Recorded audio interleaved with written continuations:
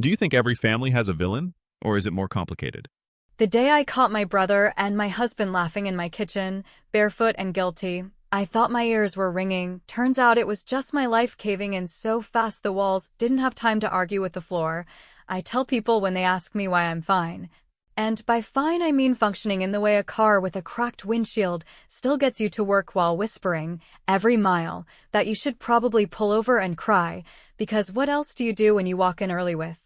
grocery bags cutting the lines into your palms, and you see Eric leaning against the counter like it's his movie set, and Megan leaning into him like she has no clue that vows are not air fresheners you can spray around and pretend the smell is commitment.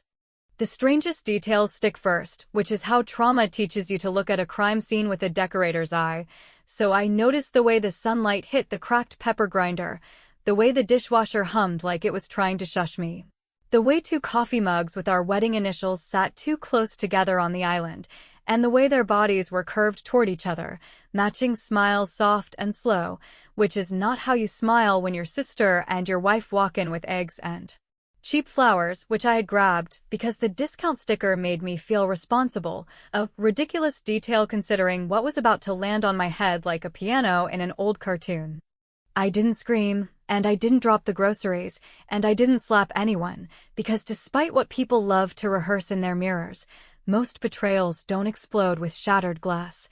They slide in like a wet draft under a door, and you stand there miles from yourself, hearing your own voice say something dumb like, "So, you two started without me," which is exactly what I said, and Eric had the nerve to chuckle and say, "Laura, it's not what you think," while Megan did that chin tuck maneuver she uses when she wants to look smaller, like a dog pretending the couch cushions ripped themselves open. I will admit there were signs I filed under busy season mood swings, because I was raised to sort problems like laundry and pretend the pile would magically shrink, little omissions that taste like aluminum in your mouth. The late-night texts with the screen tilted away from me, the sudden nostalgia for family dinners at my parents' place where Megan insisted we go because your mom misses you even though my mother never misses anyone out loud. And the way Eric's shirt started showing up in my dryer because he had stayed over to help fix the leaky sink, a heroic contribution that now reads like an entry in a thief's ledger.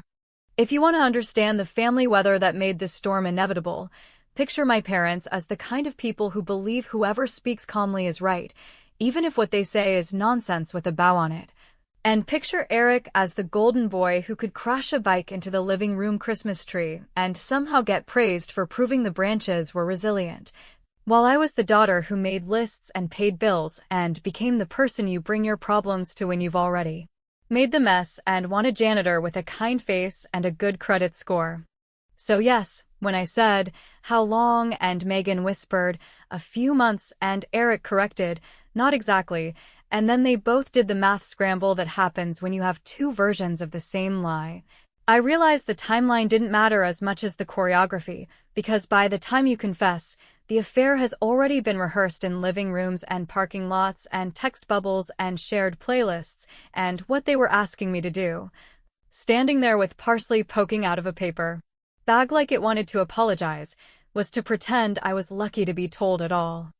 I wish I could say I kicked them out right then, but the truth is I did something worse for a person like me, who plans and budgets and eats her feelings with a spreadsheet open. I made coffee, the regular drip that tastes like cardboard until you add too much creamer. And I put the mugs on the table like a hostess who forgot the main course, and I asked, "What is your plan?" Because if there is one thing I love more than mercy, it is logistics, and that is how I learned they had a plan, a neat little slide deck in their heads where they take some space and talk to the family and keep it civil. And this was the kicker: maybe we can all still be close, just in a different way, which was when I laughed. Not a pretty sound. More like a drawer jammed with old warranties.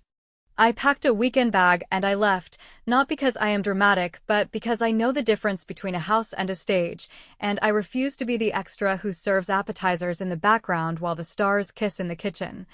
And when I pulled into my parents' driveway later, my mother opened the door with that watery look reserved for weather and weddings, and my father stood behind her like a judge who prefers mediation, and by dessert the phrase, "these things happen," was floating around like a festive balloon, which is how you rewrite history with polite syllables, and I sat there cutting pie into even squares thinking how a clean edge is the last kindness you can give yourself.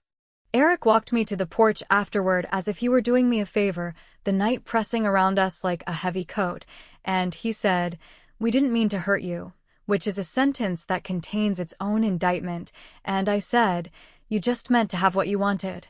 which landed between us with a dull, honest thud, and from the kitchen I heard Megan laughing at something my mother said, bright and easy, as if that sound could declare a new normal by executive order, and my father cleared his throat and told me at least she's happy now, which is when I realized the vote had already been counted and the ballots burned.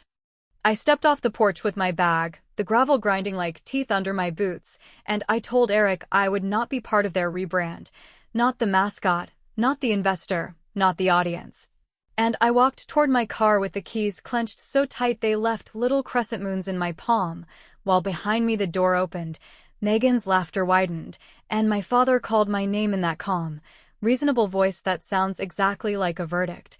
And as the engine turned over and the headlights cut the yard into two pale lanes, I decided I would give them something they could never return or resell. Something they did not yet understand was priceless, and as I pulled away I let the phone buzz in my coat pocket, unanswered, because for now, and for as long as it took, my gift would be silence. If you have ever watched people curate their lives like glossy brochures handed out in a model home where the fruit in the bowl is plastic and the air smells like lemon cleaner, then you already understand how my brother and my ex turned the months after I left into a performance stitched out of filtered sunsets, engagement-style hand squeezes, and captions about choosing joy, which is a slippery little phrase that usually means choosing what we wanted and asking the rest of you to clap.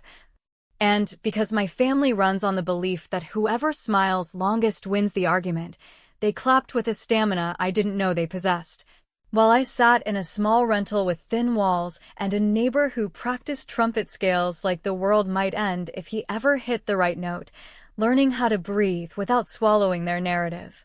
Megan posted photos from my old kitchen with the light just so and the cutting boards turned diagonally like a magazine spread, and there was Eric in a shirt I had bought during a sale we called our victory over adulting, leaning on the counter that still had the burn mark from the time I ruined a pan by trying to heal heartbreak with high heat, and in the comments my mother left little hearts spelled out in words because she pretends not to understand icons.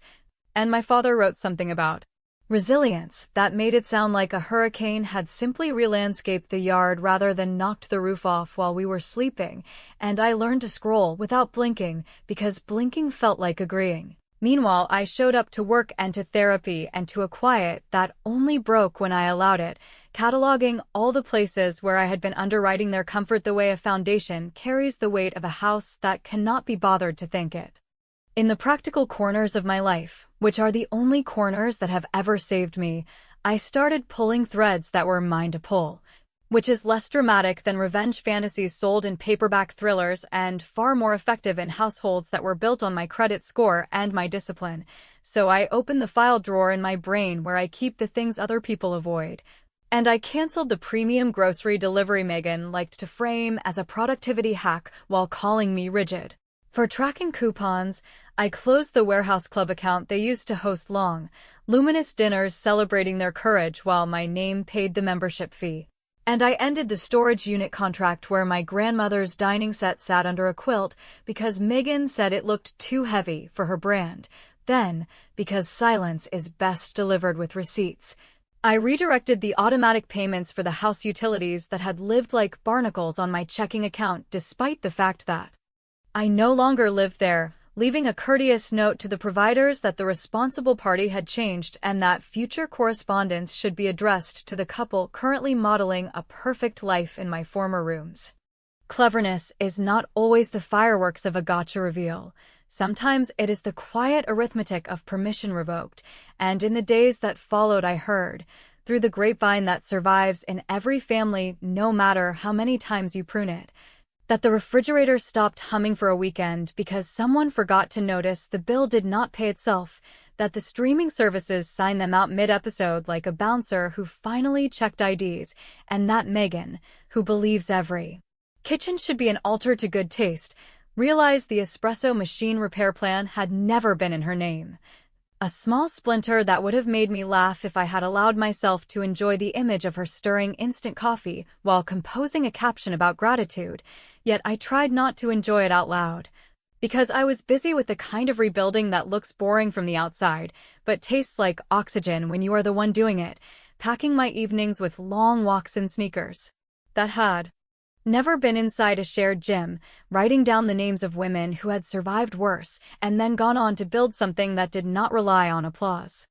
When I finally allowed myself a social outing that required mascara and a dress not chosen for ease of laundering, a friend who had sided with me publicly in a way that cost her Christmas invitation asked if I wanted to do something, by which she meant the kind of dramatic, cinematic retaliation you tell at brunch, and I told her I already had, because the thing about my brother and my ex is that they require an audience, and every audience is a donor whether it knows it or not. So, withdrawing funding is not just about money, it is about the oxygen of attention, and I had learned to breathe elsewhere. Still, to amuse myself and, because a little well-placed mischief can steady the hand, I scheduled a moving company to retrieve the items that belonged to me from the house, my grandmother's set, my tools, my books, the cast-iron pan that outlives most marriages. With a polite inventory delivered to the door at exactly the hour Megan had invited my parents over for an afternoon of wholesome content, and while I did not attend in person, a cousin sent a message describing the precise moment the movers carried the oak table through the living room while my mother held a grocery store cake and my father pretended the center of gravity had not shifted, which is to say the pictures taken that day never made it to anyone's page.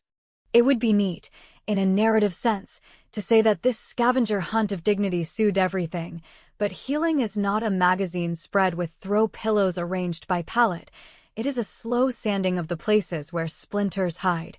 And even as I curled into my own bed with my own lamp casting a soft circle on a book I chose, a message would arrive from my mother that used the language of weather again. Storms pass, sun breaks through. You are always our steady one, and I would set the phone face down because there is no way to reply to people who use metaphor as a broom for ashes. Still, I kept my promise to myself to remain silent in the places where they wanted a reaction, which made my father's voice in a voicemail sound almost human when he said he hoped we could be adults about all this, a phrase that, in my family, is usually a synonym for do what Eric needs. By the time summer rolled in with its heavy heat and the neighbor finally found the right trumpet note for a full minute before losing it again, I had arranged my paperwork like a suit of armor, changing beneficiaries, updating contacts, closing every gap that once allowed other people to treat my work as a faucet that never runs dry, and I would have kept my peace for as long as it took if not for the text that arrived one drowsy afternoon when the air felt like honey and the world was briefly soft. A text from my mother composed without a single flourish, a message bare as a hospital corridor that simply said, "Eric needs you. Call me. It's urgent." And although I let the words sit on the screen until the backlight dimmed, although I told myself I would not be drafted back into the family's emergency theater, I felt something slide in my chest like an old lock turning, because urgent has a way of sounding like debt, and debt has been the only language my parents ever truly spoke. Urgent had always been my mother's favorite shortcut to obedience, a small sharp word that could turn any boundary into a suggestion. So when her message sat on my screen like an unblinking eye, and I finally returned the call, I listened to the rehearsed inhale she keeps for moments when she wants to sound helpless and reasonable at the same time, the inhale followed by the gentlest possible version of a disaster in which my brother, the golden boy who could once fall upward by tripping over any ladder in sight, had managed to land in a narrow medical corridor lined with words like rare and aggressive and time-sensitive, and while the insurance would shoulder the part that makes you feel civilized, the remainder, the nettle nobody wants to grab, still clung to the edges of the treatment plan, an amount translated into soft phrases like gap and bridge and family support that all resolved to the same ask, which is to say they had already decided the person who makes lists would make the money appear. I said I would meet them in a place that smelled like disinfectant and reheated noodles because hospitals prefer you to remember humility and carbohydrates. And I walked into the cafeteria with the same bag I had carried to every adult conversation that mattered, the zipper pouch full of pens, the stack of legal pads, the calm that means I have already imagined the worst and arranged it alphabetically. And there they were, Megan in a cardigan that tries too hard to say saint while her eyes counted sympathy like coupons, my father leaning forward with a statesman's frown as if policy failure rather than personal choice had led us here, my mother placing her hand on mine with the pressure of a stage cue, and Eric across from me, thinner, paler, and still somehow managing the entitlement that floats to the surface of any soup he is served, an entitlement shaped like the assumption that my capacity is a communal resource and my savings account a public utility. He told me, with a gravity that almost disguised the script beneath it, that the surgeon preferred to operate within weeks because delays are where complications grow legs, that the out-of-network designation added a layer of math designed to punish hope, and that while they had looked under every cushion and negotiated with every desk clerk, the numbers, which I will respectfully render as words to make sure the syllables land, required a low five-figure bridge to keep the treatment schedule intact, a bridge that, because of my prudence and my caution and my older sister obsession with responsibility, would be painless for me and life-changing for him. A framing that Megan bolstered with a small tremor at the corner of her mouth and a murmur about forgiveness being the medicine nobody takes because it tastes like humility. I asked for paperwork, not because I planned to play accountant to a morality play, but because numbers have a way of snapping stories into focus, like a camera finally choosing a subject. And as I read through itemized estimates and pre-authorizations and the shaky attempts at budgeting that Megan had printed with the same font she uses on party menus, I saw the shadows that never make it onto Instagram. The interest on the kitchen remodel that became a brand set, the car lease that announced achievement to strangers at stoplights, the identical weekend getaways packaged as self-care. And I felt the familiar heat at the back of my neck that means I am about to choose the version of myself who does not blink when someone tries to sell me my own spine as a luxury good. Because revenge, for someone like me, does not wear the red dress and append a glass across a white tablecloth. It wears reading glasses and signs forms with tidy initials in all the right boxes. I said I would help with a structure that protected everyone from future collapse, a structure that any responsible adult would welcome if the crisis were as sincere as the speech suggested. And I pulled from my bag a short stack of documents I had printed that morning when the part of my brain that saves me woke up before the sun, a simple promissory note with a repayment schedule tethered to a % of discretionary income after recovery, a confession of judgment held in escrow in the event of default, and a page transferring to me, for the duration of the debt, the title to the car with the monthly payment that could fund a small scholarship, the motorcycle Eric bought for his midlife image management, and the remainder of the equity in the house I had once subsidized through utilities and patience, all of which could be reclaimed upon completion of payment or sold, if necessary, to satisfy the balance if memory failed as quickly as gratitude tends to do in my family. The looks that rose around the table were a little opera stitched into faces that prefer applause to accountability, my mother's eyes widening in a plea disguised as shock, my father's jaw tightening as if contracts were somehow a vulgar interruption to the poetry of kinship, Megan's voice lifting into that sugar-coated register where insults dress as virtue while she murmured about how money should never be used to humiliate. And Eric, finally, with the spine of someone who still believes consequences are optional, saying he couldn't sign anything that made him feel owned, which is the moment I closed the folder with a softness that sounded almost like mercy and explained that this was, in fact, the most generous version of help they would ever see from me, since signing a paper requires far less courage than stealing a marriage and calling it love. When they balked and the air curdled with the sour of pride, I offered a second option that would cost them nothing but honesty and would, by design, put my hands nowhere near their accounts. A public fundraiser drafted with scrupulous truth and scrubbed of any cruelty, a page that stated, in the simplest possible language, that my brother required surgery, that insurance covered part but not all, that the family had complicated the usual channels of support by rearranging itself in a way that made many of us step back to breathe, and that any help given would go directly to the hospital's patient account with receipts emailed to donors, a campaign that Megan could manage and that Eric could approve, a campaign that would treat their perfect life not as a sin but as a context which, to people who profit from narrative control, is the most unforgivable exposure of all.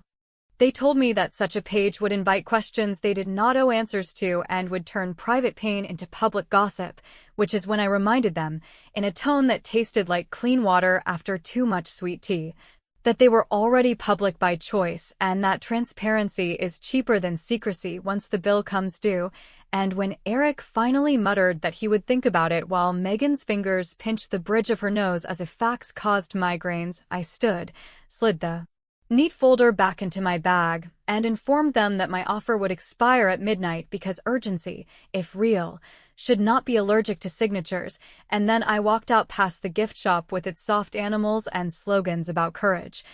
Past the volunteer who held the door as if I were anyone's daughter, past the bulletin board where the hospital listed its charity care policies in fine print large enough for anyone determined to read, and in the parking lot where the afternoon light made the windshields look briefly baptized, I opened my phone, copied the bare text I had drafted that morning, uploaded a photograph of Eric that Megan herself had posted, toggled the payment destination to the hospital's patient account, and pressed publish, so that by the time I reached my car and the messages began to appear with the frantic speed of a nest struck by a broom, the story they had written about me hardened into something they could neither correct nor control, and while that might not be the funding they had come to extract, it was, by any objective measure, help, which is why the last thing I saw before I turned the key was the notification count climbing past a number spelled in 2 words. And the last thing I heard was my mother's call sliding to voicemail as the headline refreshed and the questions began to bloom. By the time the fundraiser began to gather steam in that strange modern way where strangers decide to be kinder than kin while acquaintances compete to compose the most graceful sentence about grace, my phone had turned into a small alarm bell that pulsed from breakfast to midnight with a relentlessness I had previously associated only with smoke detectors and newborns. The screen filling with messages that braided outrage with pleading as my mother rehearsed every variation of the phrase family first, while my father attempted statesmanlike neutrality and Megan produced paragraphs so exquisitely balanced between sanctimony and faux vulnerability that I almost admired the craftsmanship even as I watched her try, sentence by sentence, to drag me back inside their story as the villain who refused to carry a candle into their dark. I kept the ringer off and the notifications face down because silence had become less an absence and more a deliberate instrument, something like a metronome that controls the tempo of the room even while making no sound. And in that quiet, I did the kind of work that never makes it into anyone's scrapbook, which is the steady maintenance of boundaries that keeps old habits from clawing their way back into your cupboards. So I forwarded every attempt at backchannel negotiation to a single email folder labeled archive. I declined each call with the same small motion that feels both petty and holy, and I watched as the fundraiser's comments filled with questions about why the family had not provided a united front. Questions Megan could not answer without admitting that unity requires the kind of honesty that scorches, while Eric posted twice from a bed with stiff white sheets, once bravely thanking donors and once chastising unspecified haters for turning sickness into spectacle, a spectacle he had monetized with the same confidence he once used to borrow my tools and return them broken with a shrug. In the parts of town where my name means something only to the barista who knows my order and the librarian who reserves the newest releases because I actually return books on time, life continued with its practical dignity. And I let that ordinariness be my ballast while the family group chat, resurrected without my consent and labeled with a title that used our surname like a coat of arms, filled with barbed invitations to talk like adults, which, in their dialect, translates to abandon your conditions and fund our comfort. And when I refused to join the digital courtroom, the tone hardened into accusations about bitterness aging a woman faster than cigarettes, about forgiveness being the only cardiology that truly matters. About God's ledger holding space for my name in red ink, all of which I skimmed with the detached curiosity of a museum guard who has seen every painting before lunch. Because revenge, at least the kind I can live beside without losing sleep, needs to be an improvement on chaos and not another flavor of it, I folded a few small adjustments into the week that had the satisfying crispness of paper corners, each one legal, polite, and devastating in the precise way that good boundaries always are. So I sent the hospital's billing department a notarized letter confirming that any funds raised should be locked to the patient account and not released to third parties under any circumstances, which protected donors from becoming props in a later narrative about betrayal, and also ensured that every dollar meant for incisions and anesthesia could not accidentally purchase a weekend retreat marketed as healing. And I followed that with a quiet call to the homeowner's insurer reminding them, as a matter of factual history, that I had removed myself from the policy months earlier and that any future claims should be vetted with an attention commensurate to the creative literature this household sometimes presents as reality, a mundane courtesy that later, I learned, required Megan to supply documents she did not enjoy finding. The fundraiser passed the midpoint of its modest goal with the strange rhythm familiar to anyone who has watched Empathy Lag on weekdays and Surge on Sunday evenings. And the comments began to develop a subplot as distant cousins registered shock at the timeline of relationships they had not fully understood, while church ladies from my mother's circle wrote luminous paragraphs about mercy that somehow contained the implied command to forgive without the prerequisite confession, and in this chorus my own speechlessness became the sharpest instrument I possessed, because every time my parents tried to bait me into a public correction or a private concession, every time Megan tried to tag me into the ring with a coded caption about how some people weaponize paperwork when they lack a heart, the absence of my voice made their words bounce back without purchase, a soft humiliation that costs nothing and buys you sleep. On the third night, when the heat had the sticky persistence of a child who refuses to go to bed and the trumpet next door wobbled bravely between keys, a cousin who still owes me a deposit for a bridesmaid dress she never wore texted a screenshot of Megan's latest update. A carefully lit photograph of clasped hands on a hospital blanket followed by a long paragraph about courage and shortfalls and the need for a final push, a paragraph that ended with a plea to pray and a humble admission that they remained short by a small, stubborn margin that spelled itself in two dignified words rather than digits, and while it would have been easy to feel the old pull of responsibility, to imagine the bills stacked in a back office beside a clock that refuses to stop for grief, I reminded myself that this was exactly the point of the structure I had chosen, that help would never again be the open spigot they had mistaken for love, and that the most faithful contribution I could make to everyone's long-term health was to refuse the role I had retired, even as the messages doubled and then doubled again until the missed call count scrolled beyond what any reasonable person would mistake for courtesy,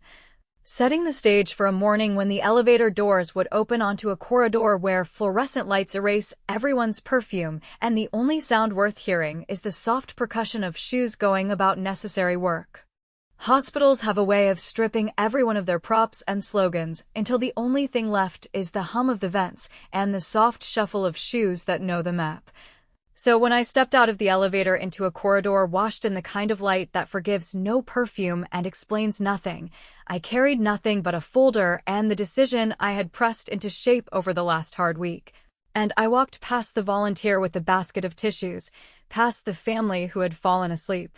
around a blinking phone, past the vending machine that offered sugar as a sacrament, until I found the waiting room where my parents had already arranged their faces into the familiar versions of themselves that the world meets first. My father all measured concern and my mother a tremble wrapped in good jewelry, while Megan sat with her cardigan pulled tight like a self-portrait of endurance and my brother, pale, but still upholstered in the assumption that other people will translate crisis into comfort, looked up with a kind of relief that stuck to the corners of his mouth like frosting at a party he believed would never end. Silence can be mistaken for cruelty by people who have only used it as a punishment, but the quiet I carried into the room functioned more like a solvent that lifts the adhesive off a story, and after the greetings that did not touch me, after the sideways remarks about how we were all here for the same reason because family is family, after the obligatory mention of prayer from a woman who quotes scripture as if it were insurance, I sat, opened my folder, and took out papers that were not the checks they wanted, but rather confirmations that the fundraiser's incoming balance had been directed, as intended, to the patient account with no detours into personal wallets. That the hospital's financial assistance office had processed the application someone had finally filed after reading the sign I had noticed on the bulletin board a few days earlier.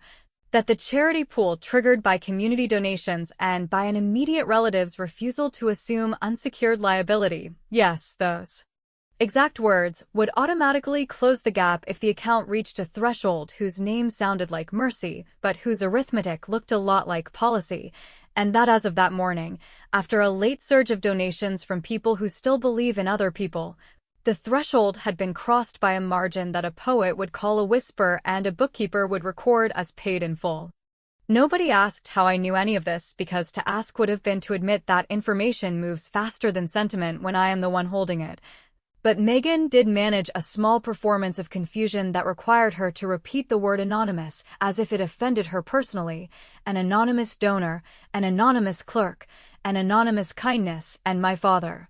who excels at threading needles with sentences that almost stitch, began to say that perhaps this was a sign, that perhaps this was the moment to heal the family ledger with the ink of forgiveness, while my mother, who knows the value of a well-placed tear, reached for my hand with a softness that used to work on me when I was a girl who believed that apologies would eventually shape themselves from air. I let her touch my knuckles as if she were checking a pulse, and then slid my hand back to the folder, not a slap, not even a refusal, just the tidy movement that has saved me from more than one disaster dressed as dinner. Eric did not thank me because gratitude would have required a theory of causation that put me in the right place in the sentence, and instead he asked why I had made things so hard, as if difficulty had been my preferred decor rather than his customary gift. To which I replied quietly, because quiet sounded like the only language the floor accepted, that what I had refused to finance was the story he and Megan had tried to purchase with my balance, the story in which my compliance underwrote their absolution, and that what had been paid today was a bill, not a debt I owed, which meant there would be no interest accruing in the attic of our family mythology later. No compound narratives in which I am footnoted as the bitter sister while their courage collects applause. He tried to argue the difference, but arguments require leverage, and leverage requires a handle, which I had left at home with the spare keys and the kind of mercy that costs you sleep. When the nurse stepped in with her calm competence and called his name with the kind of voice that could carry a house, the room rearranged itself around the fact that someone's job was to make incisions while the rest of us practiced whatever faith we owned, and as Eric stood, Megan rose with him and squeezed his hand in a way that looked precise, like she had rehearsed the angle in front of a mirror, and my mother whispered the name of a god who, in her imagination, shares his calendar with a woman's social circle, and my father nodded at me in emotion designed to be captured by memory as honorable, and I, who had nothing else to offer in that instant, stood as well and stepped close enough for my brother to catch the scent of a shampoo he used to borrow without asking, and told him, very softly, that this was the last thing of mine he would ever be allowed to keep. I did not stay for the operation because staying would have been mistaken for permission, and I did not leave a note because notes invite choreography. And I did not post an update because I had already delivered the only update anyone needed when I declined to be their cashier, so I walked back down the corridor where the vending machine hummed like a memory of adolescence. I paused at the bulletin board where a square of paper explained the hospital's charity care in plain words that anyone could read if they wanted to. I stepped into the elevator with a stranger who held a plant for someone who might not see it for days, and when the doors closed I felt the quiet settle like a well-made bed, not consolation, not triumph. Just the rightness that comes from putting each object where it belongs. Outside, The daylight looked expensive in the way afternoons do when you have paid for them already, and my phone, which had learned it could not direct me, stayed in my bag, unanswered. While